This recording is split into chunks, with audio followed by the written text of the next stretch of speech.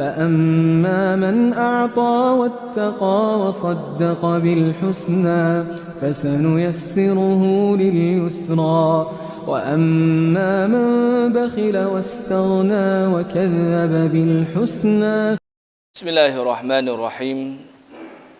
السلام عليكم ورحمة الله وبركاته.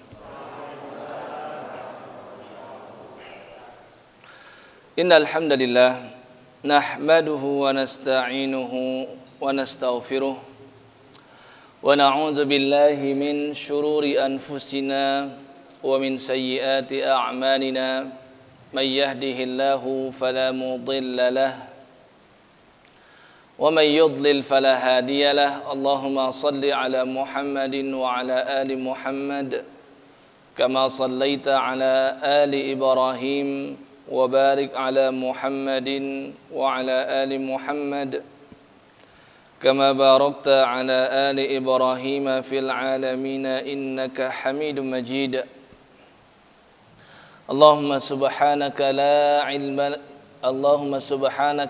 ilma lana illa ma 'allamtana innaka antal alimul hakim.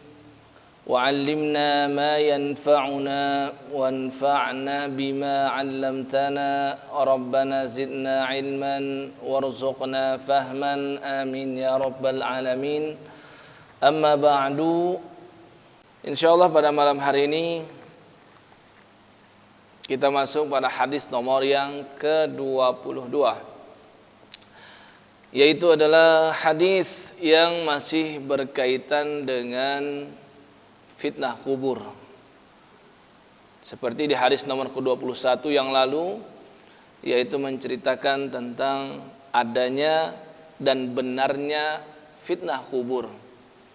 Maka di hadis 22 juga sama, namun redaksinya lain. Redaksinya itu adalah Nabi sallallahu alaihi wasallam bersabda, ribatu yaumin wa lailatin khairun min siyami syahrin wa qiyamih. Ribat, berjaga di perbatasan. Hal itu ketika dilakukan satu hari satu malam, 24 jam di sisi Allah Subhanahu wa taala khairun, lebih baik dibandingkan melakukan dua amal selama 1 bulan penuh, yaitu adalah siyamu syahrin, berpuasa selama 1 bulan berturut-turut, wa qiyamih, dan di malam harinya melakukan qiyamul lail tidak terputus. Ya, saya ulangi, 1 hari 1 malam berjaga di perbatasan, yang mana bisa kita ambil contoh misalkan di sebuah tempat konflik, ya, atau di perbatasan teritorial negara. Maka hal itu di sisi Allah Subhanahu wa taala adalah ibadah yang jauh lebih baik dibandingkan seseorang melakukan puasa selama 1 bulan penuh di siang hari dan di malam harinya dia menghidupkan malam dengan berbagai aktivitas ibadah. Kemudian tidak hanya itu keutamaannya, Nabi sallallahu alaihi wasallam melanjutkan, wa in mata, dan jika yang sedang berjaga itu dia wafat, maka apa yang terjadi? Allah Subhanahu wa taala akan jadikan ajra alaihi amaluhu alladzi kana ya'mal. Pahala dari perbuatan yang dia lakukan itu akan Allah alirkan terus-menerus walaupun sudah meninggal. Wa ujriya alaihi rizquh, dan rizkinya akan Allah limpahkan terus-menerus. Wa aminal fattan, dan dia akan aman dari fitnah kubur. Nah, ini poin yang terakhir ini yang berkaitan dengan fitnah kubur, ya. Hadis ini diriwayatkan oleh sahabat Nabi yang mulia yang bernama Salman Al-Farisi. Bukan seorang Arab tulen, ya, namun dia orang Persia. Sahabat Nabi sallallahu alaihi wasallam itu juga dari mancanegara, Pak. Ada yang orang Arab asli, ada yang non-Arab.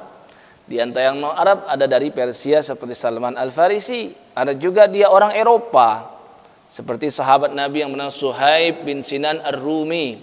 Suhaib bin Sinan orang Romawi, dia berasal dari Eropa. Dan Nabi SAW tidak mengutamakan orang Arab di atas non-Arab. Beliau tetap katakan, yang bertakwa itulah yang lebih dekat dengan Allah Subhanahu wa ta'ala, walaupun dia adalah orang non-Arab. Dan Salman Al-Farisi adalah salah satu contoh bagi kita semua yang bukan orang Arab, bahwasannya orang non-Arab itu bisa nilainya di sisi Allah lebih tinggi dibandingkan bahkan dengan orang Arab. Ya. Orang Arab itu bisa baca Quran karena bahasa Arab, bisa baca hadis Nabi sallallahu alaihi wasallam karena bahasa Arab, bisa melakukan ibadah salat dengan mudah karena bahasa Arab, bisa haji karena haji itu ada di Arab, walaupun dipersulit ya. Orang setempat itu dipersulit, di ada kuotanya dia. Ya, tidak boleh dibuka seluruhnya. Kalau dibuka seluruhnya nanti habis jatah buat orang non-Arab. Sedangkan Ka'bah Al-Musyarrafah dan juga Masjidil Haram beserta dengan Masjidil Aqsa ini semuanya adalah milik kaum muslimin seluruhnya tanpa terkecuali. Maka bukan hanya hak orang Arab saja, namun juga hak orang selain Arab dan dia adalah muslim. Maka akhirnya diatur hal yang seperti itu. Ya, mereka mendapatkan kemudahan-kemudahan.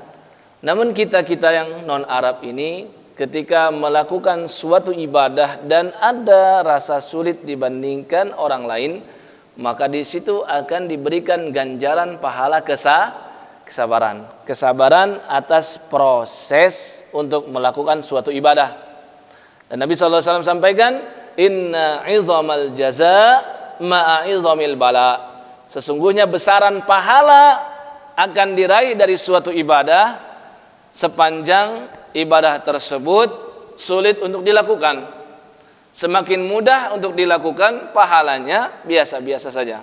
Semakin sulit untuk dilakukan ibadah tersebut, maka pahalanya menjadi besar di sisi Allah Subhanahu wa ta'ala.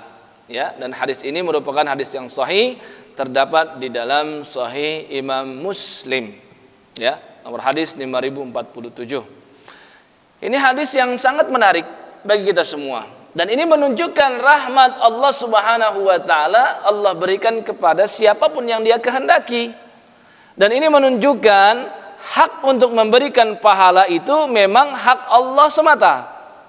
Ya, hak prerogatif Allah Subhanahu wa ta'ala. Tiada satupun yang berhak untuk menentukan suatu amalan itu lebih besar dibandingkan amalan yang lain, walaupun secara zahir amal tersebut memang lebih sulit untuk dilakukan. Siapa yang mampu, Pak, di antara kita semua selama 1 bulan berpuasa tidak pernah berbuka 1 hari pun? 1 bulan full.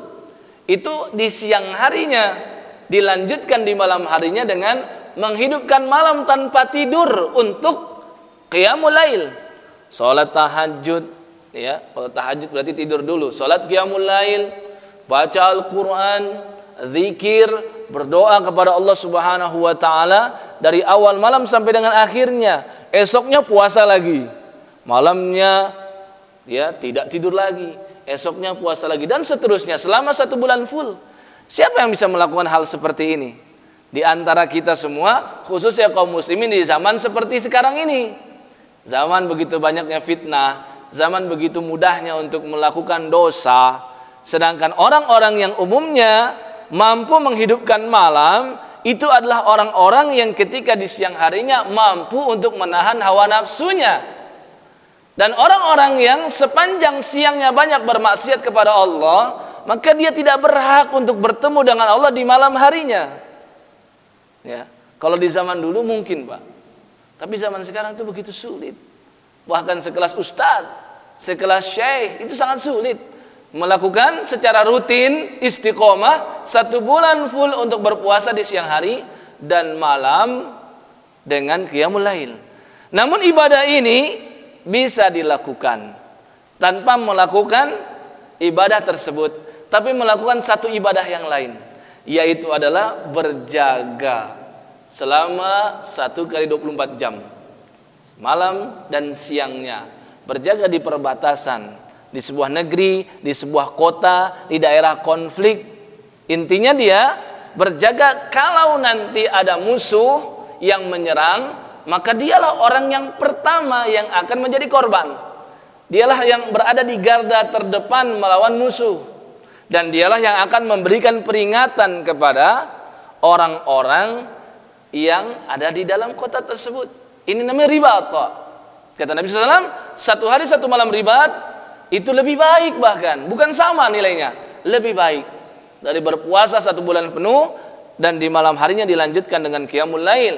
Dan juga Allah Subhanahu wa taala akan berikan pahala tersebut terus menerus dilimpahkan walaupun orang itu sudah mati. Artinya ini adalah pahala yang terus mengalir, seperti sedekah jariyah. Ya, seperti apa? Doa anak soleh kepada orang tuanya. Seperti apa? Seperti ilmu yang bermanfaat. Amalannya sudah selesai, tapi luar biasanya pahalanya akan terus dialirkan. Wa ujriya alaihi rizquh, dan Allah akan terus berikan rizki kepada dia. Yang dimaksud rizki di sini adalah nikmat kubur. Wa aminal fattan, dan dia akan terlindungi dari fitnah kubur. Ya, jadi yang pertama definisi ribat itu adalah berjaga. Ya, ketika di negeri Indonesia ya, dari Sabang sampai dengan Merauke, itu kan ada patok-patok batasan negara yang menunjukkan teritorial negara tersebut. Maka ada tentara-tentara yang berjaga di sana. Ya, seperti misalkan tiba-tiba ada bajak laut ya Pak ya, di laut dari negeri lain ya, mengambil harta milik negeri kita. Misalkan mengambil apa? Lobster itu ada ya. Itu kan suka dicuri itu. Ikan-ikanan dari asing. Maka tentara-tentara yang berjaga, kalau dia muslim dan dia mengetahui hadis ini dan dia meyakini betul tentang pahalanya, maka insya Allah dia akan dapat pahala walaupun dia apa? Tidak pergi ke masjid. Karena bagaimana bisa pergi ke masjid? Harus ada yang mewakili kan kaum muslimin.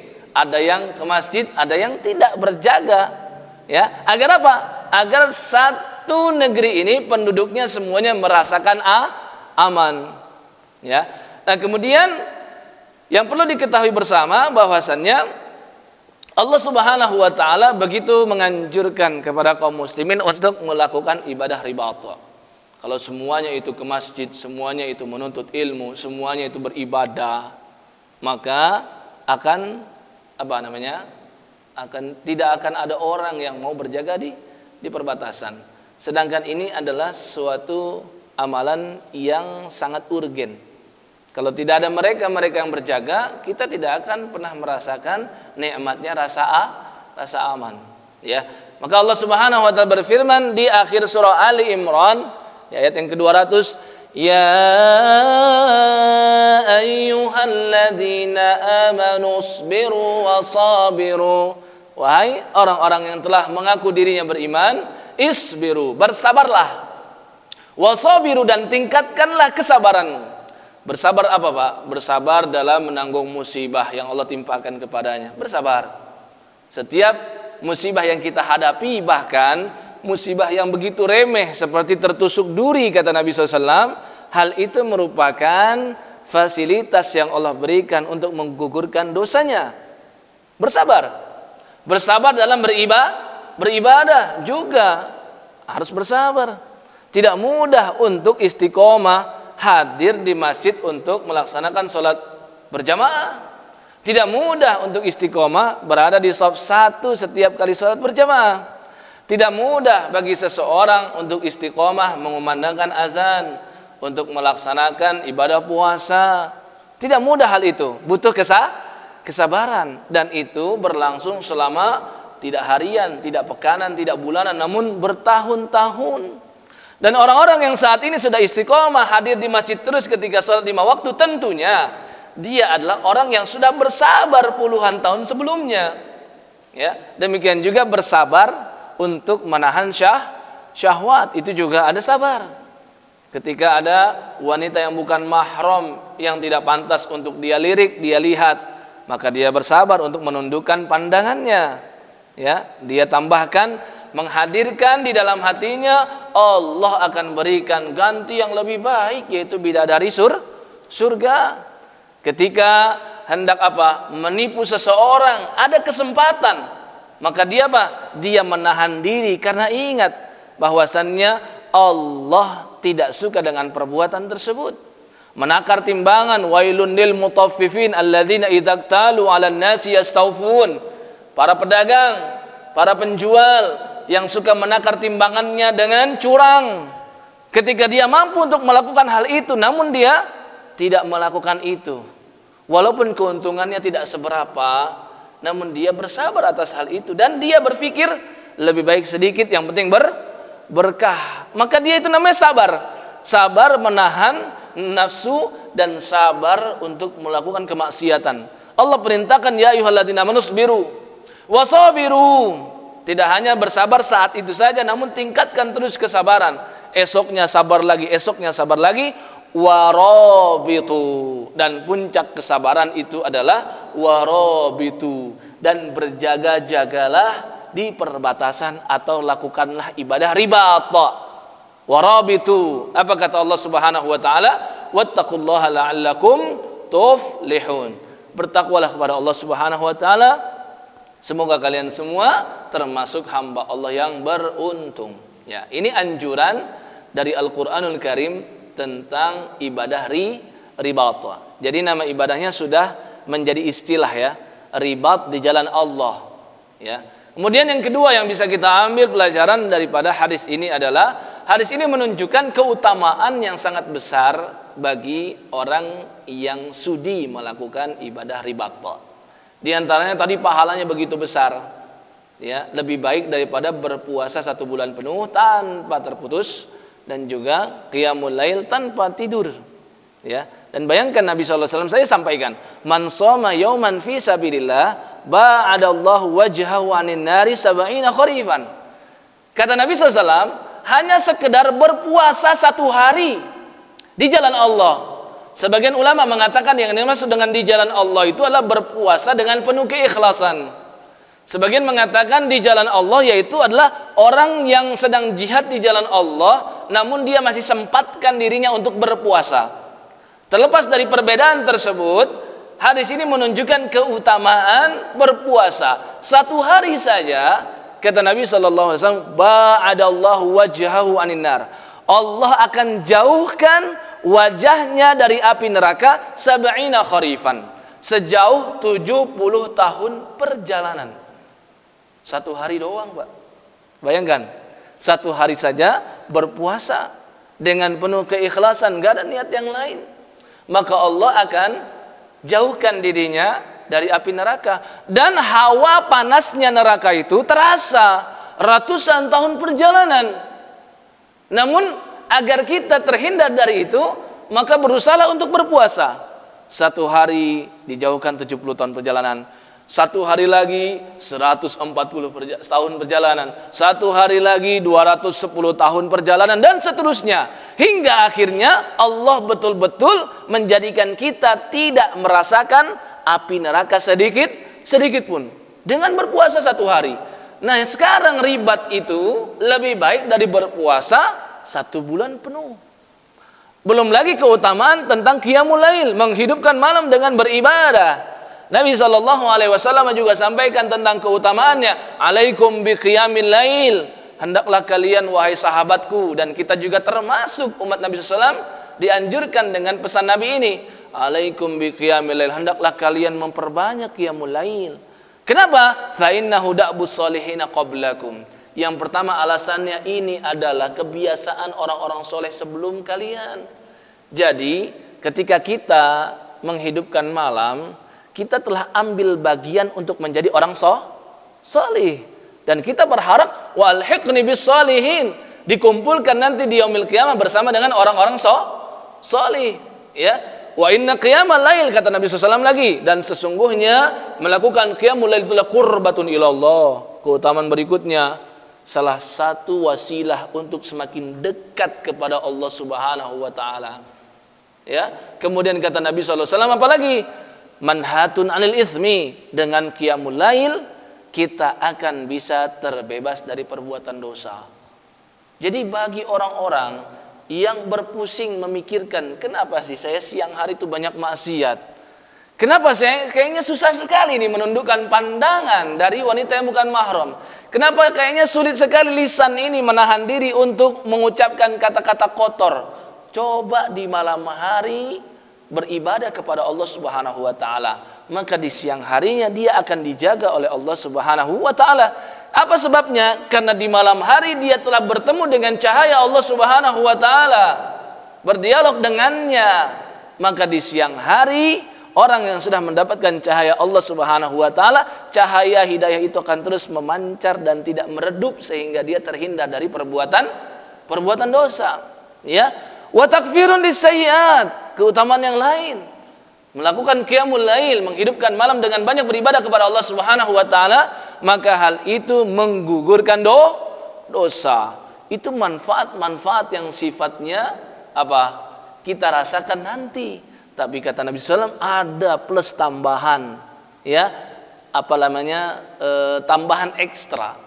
Yaitu manfaatnya adalah matrodatum liddai anil jasad. Dengan banyak qiyamul lail, justru kita akan banyak membuang penyakit dari tubuh. Jadi detoksifikasi yang terbaik itu adalah melakukan qiyamul lail. Ya, maka Allah Subhanahu wa taala sampaikan, inna nasyi'atan laili hiya ashaddu wata'an wa aqwamu qila. Dalam surah Al-Muzammil ayat yang ke-6 Allah sampaikan, sesungguhnya bangun di malam hari hiya ashaddu wata'an wa aqwamu qila. Perkataan ketika itu lebih mampu meresap ke dalam hati dan lebih mampu untuk kita hayati, yaitu bacaan Quran, yaitu zikir kepada Allah Subhanahu wa taala. Beda deh zikir di siang hari dengan zikir di tengah malam.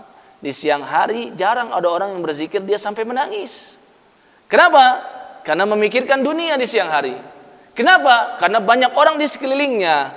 Tapi kalau malam hari hanya antara dia dengan Allah Subhanahu wa taala. Tidak ada aktivitas duniawi dilakukan di malam hari.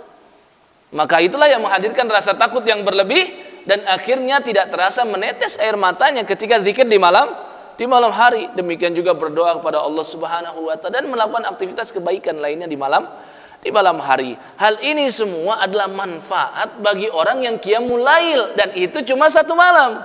Bagaimana dengan qiyamul lail selama 1 bulan penuh? Maka amalan yang lebih baik dari itu adalah melakukan ibadah ribat. Ya, apalagi keutamaan ribat, kata Nabi sallallahu alaihi wasallam, selain itu adalah dia akan diberikan pahala yang terus mengalir. Ya, jadi pahala yang tadi lebih baik daripada berpuasa 1 bulan penuh dan qiyamul lail selama 1 bulan penuh tanpa tidur, maka itu akan dia dapatkan terus menerus walaupun dia sudah wafat. Ya. Nah, ini luar biasanya rahmat Allah Subhanahu wa taala. Dzalika fadlullahi yutihi man yasha. Kita harus ingat yang demikian adalah karunia dari Allah Subhanahu wa taala, dia berikan kepada siapapun yang dia kehendaki. Ya. Kemudian apa lagi? Nikmat kubur, wa ujriya alaihi rizqu. Kata Nabi SAW, orang tersebut ketika berada di alam barzakh, luar biasanya orang ini mendapatkan jaminan dari Nabi sallallahu alaihi wasallam dan garansi dia akan terus mendapatkan nikmat kubur. Apa bentuk nikmat kubur? Banyak, Pak. Ya, pekan lalu tidak sempat kita sampaikan karena waktu habis. Di antara bentuk nikmat kubur itu adalah ketika dia dicabut nyawanya. Karena ketika dicabut nyawanya, saat itu dia sedang ada di antara alam dunia dan alam barzakh. Ada di antara itu. Ya, dan nikmat yang begitu besar adalah ketika sakaratul maut dicabut nyawanya oleh malaikat dengan pencabutan yang lembut. Bahkan tidak dengan tangannya, cukup dikatakan seperti dalam riwayatnya Al-Barra bin Azib, Nabi SAW bersabda, "Ukhruji ila maghfiratin minallahi wa ridwan." Ayyatuhan nasu tayyibah, malaikat maut berkata, "Wahai jiwa yang baik, ukhruji, keluarlah kamu, ila maghfiratin minallahi wa ridwan, menuju ampunan Allah dan keridhoannya." Jadi di antara nikmat kubur yang dirasakan oleh orang yang meninggal sedang melakukan ibadah ribat, dia akan dicabut nyawanya dengan lembut dan dia akan mendapatkan keridhaan Allah dan ampunan dari Allah Subhanahu wa taala. Berikutnya apa lagi? Allah akan kokohkan dia ketika ditanya oleh malaikat Munkar dan Nakir. Sebagian ulama mengatakan orang yang mati syahid dan orang yang meninggal karena melakukan ibadah ribat, ketika Nabi sampaikan aminal fattan, dia terlindungi atau merasa aman dari fitnah kubur. Ada yang mengatakan betul-betul tidak mendapatkan pertanyaan sedikit pun. Ya, tapi banyak juga para ulama yang mengatakan dia tetap ada pertanyaan, tapi begitu mudah untuk dia ucapkan. Ya, dan itulah yang Allah sebutkan dan Allah ceritakan dan Allah ilustrasikan di dalam surah Ibrahim, surah yang ke-14 di ayat ke-27. Yuthabbitullahu alladhina amanu bil qawli tsabiti fil hayatid dunya wa fil akhirah. Yaitu adalah yuthabbitullahu bil qawli tsabit. Allah akan meneguhkan dirinya dengan ucapan yang teguh, bil qawli tsabit fil hayatid dunya wa fil akhirah, baik di dunia maupun di akhirat. Kata Nabi SAW, yang dimaksud adalah Allah akan lancarkan lisannya untuk menjawab pertanyaan dari Munkar dan Nakir, dan itu diantara nikmat kubur yang terbesar. Kenapa? Kalau nggak mampu jawab, nanti akan disiksa. Di antara bentuk siksaannya, kata Nabi SAW, segera saat itu ketika tidak mampu menjawab, malaikat akan pukulkan dia dengan palu. Yang mana seandainya palu tersebut dipukulkan kepada gunung, niscaya gunung itu akan hancur berhamburan. Gunung yang begitu besar, yang jauh lebih besar masanya dibandingkan kita, beratnya lebih berat daripada kita, bentuknya juga lebih dahsyat daripada kita. 1 meter, 2 meter doang manusia, tapi bisa hancur seperti itu. Bagaimana kalau palu tersebut dipukulkan kepada kita manusia? Tentu jauh lebih, ya, lebih apa lagi? Ya, lebih luar biasa. Ya, kemudian di antara nikmat kubur yang akan didapatkan olehnya, dia akan diberikan permadani dari surga. Dia akan diberikan kasur dari surga. Dia akan dibukakan pintu menuju surga dan dibentangkan jalan menuju surganya, dan dia akan mencium wangi surga. Itu adalah bentuk nikmat kubur. Nabi sampaikan, Allah Subhanahu wa taala berfirman kepada para malaikatnya, "Fa'afrishuhu minal jannah." Ketika dia mampu menjawab pertanyaan dari Munkar dan Nakir, maka Allah berikan nikmat kubur, yaitu dia diberikan bagian terkecil daripada nikmat surga, yaitu afrishuhu minal jannah. Dia diberikan permadani yang datangnya dari surga. Permadani paling mahal di dunia, nggak ada apa-apanya. Ini permadani yang didatangkan langsung dari surga. Wa albisuhu minal jannah. Pakaiannya berubah. Aslinya dia memakai kafan putih, lusuh terkena tanah dan bisa sobek-sobek, ya, dan bisa akhirnya hancur. Namun dia diberikan pakaian dari surga. Ya, itu nikmat kubur. Kemudian apa lagi kata Nabi SAW? Waftahu lahu baban, dan berikanlah dia pintu khusus, yaitu pintu menuju surganya, ilal jannah. Maka kata Nabi SAW, fayatihi, karena dibukakan pintu menuju surganya dan dibentangkan jalannya, maka akan masuk kepadanya apa? Wangi surganya. Dia merasakan wangi surga yang akan dia rasakan nanti di akhirat nanti. Wa yufsahu lahu fi qabrihi madda basarih, dan kuburannya akan diluaskan oleh Allah Subhanahu wa taala 2 kali 3 meter dalam pandangan manusia yang masih hidup. Tapi dalam pandangan dia yang berada di dalam barzakh, itu kuburannya diluaskan madda basarih, sejauh mata dia memandang. Ke depan nggak ada ujungnya, ke samping kanan nggak ada ujungnya, samping kiri nggak ada ujungnya, ke belakang nggak ada ujungnya. Sejauh mata memandang, itu adalah kapling apa? Kapling barzakhnya dia. Itu adalah kuburnya dia yang dia rasakan di alamnya dia. Ini bentuk nikmat kubur. Orang yang ribat, insya Allah akan mendapatkan hal yang seperti ini. Dan akan didatangkan sesosok yang sangat tampan yang menemani dia, yaitu adalah amal soleh. Amal solehnya akan berupa menjadi rajulun hasanul wajhun. Kata Nabi SAW, hasanatul wajh itu adalah orang yang tampan, yang rupawan. Akan menemani terus. Belum nanti ditemani dengan Qur'annya kalau dia rajin baca Qur'an, ditemani dengan sodakohnya jika memang dia rajin bersodakoh dan lain sebagainya.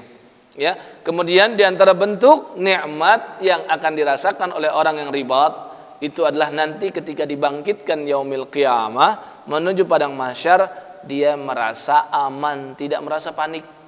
Di saat banyak manusia yang saat itu merasa panik, merasa ketakutan, wabil khusus yang matinya su'ul khotimah, yang matinya mabuk-mabukan, sedang mabuk-mabuk dia tiba-tiba dicabut nyawanya oleh malakul maut.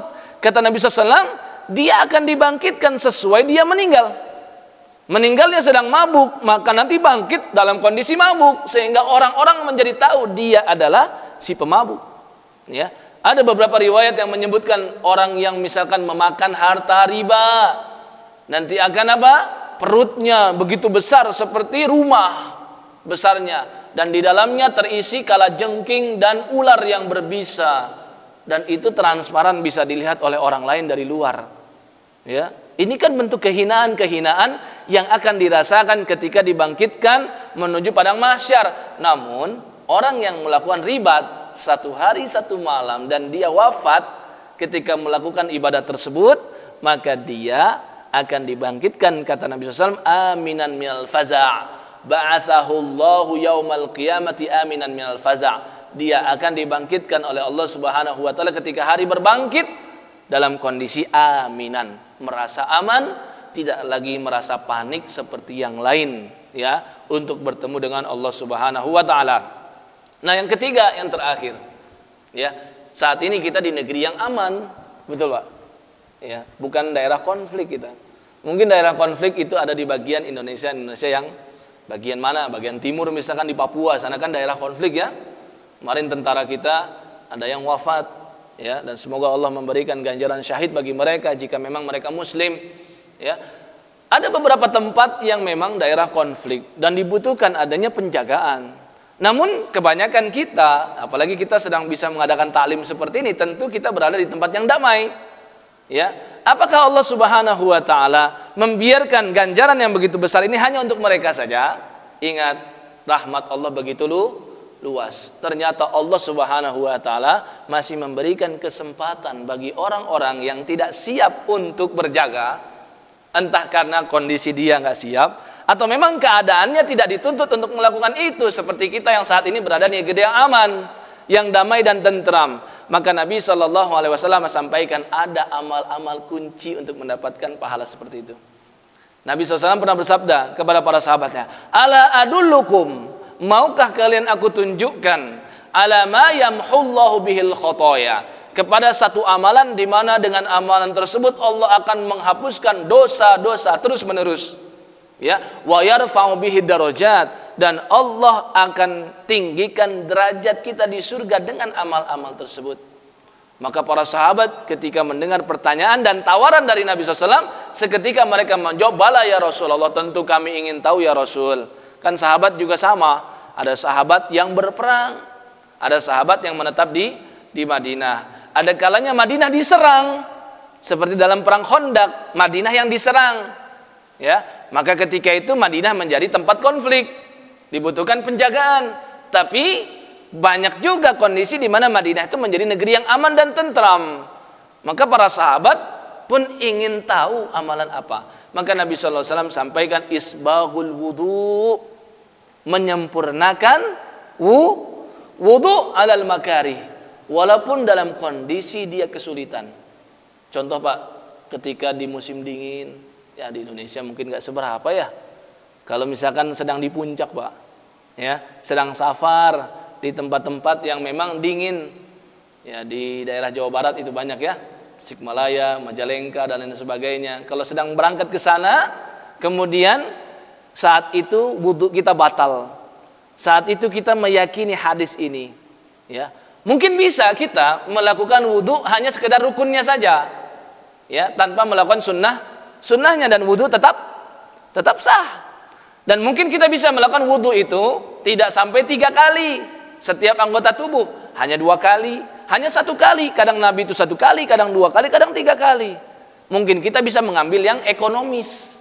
Tapi bagi orang-orang yang menahan diri untuk mengambil yang mudah-mudah seperti itu dan meyakini hadis ini menyempurnakan wudu walaupun dalam kondisi sulit, tetap dia ambil rukunnya, dia ambil sunnahnya, dia lakukan 3 kali setiap anggota tubuhnya, maka insya Allah dengan meyakini hadis ini dia dianggap telah ribat. Kata Nabi SAW lagi yang lain, ya, yaitu apa? Wa kathratul khuta ilal masajid, memperbanyak langkah menuju masjid, ya. Bagi yang berkendaraan, bagi yang berjalan, mana yang lebih baik? Mana yang lebih baik? Dua-duanya baik, tapi yang lebih baik tetap berjalan kaki. Ustaz, rumah saya jauh, ya, tidak mungkin untuk berjalan kaki. Maka ambillah waktu yang lebih awal supaya sampainya tepat waktu. Kalau tidak mampu juga silakan berkendaraan, enggak ada masalah. Tapi kalau ingin dapat pahala lebih karena langkah kakinya, maka silakan silakan parkir di tempat yang lebih jauh supaya mendapatkan bagian berjalan kaki. Kan memang berjalan kaki menuju masjid itulah yang akan banyak menggugurkan dosa-dosa dan meninggikan derajat. Yang terakhir kata Nabi SAW menunggu waktu sholat ke sholat berikutnya, seperti kita saat ini, ya. Makanya berada di masjid ini jangan cuma niatnya untuk taklim, jangan cuma niatnya untuk mengisi waktu kosong, jangan cuma niatnya untuk silaturahim, ketemu sama orang-orang yang jarang, sulit untuk ditemukan selain di malam Kamis, ya. Tapi sambil niatkan saya dari waktu maghrib ingin menunggu waktu isya. Kata Nabi SAW, wantidharus shalah ba'da shalah, menunggu waktu sholat setelah dia melakukan ibadah sholat. Kata Nabi SAW, fadzalikumur ribat, 3 amal itu semuanya dianggap ribat oleh Allah Subhanahu wa ta'ala, ya. Mudah bagi orang yang sedang di tempat yang damai, insya Allah tetap bisa mendapatkan pahala melakukan amal ribat. Wallahu a'lam bishawab.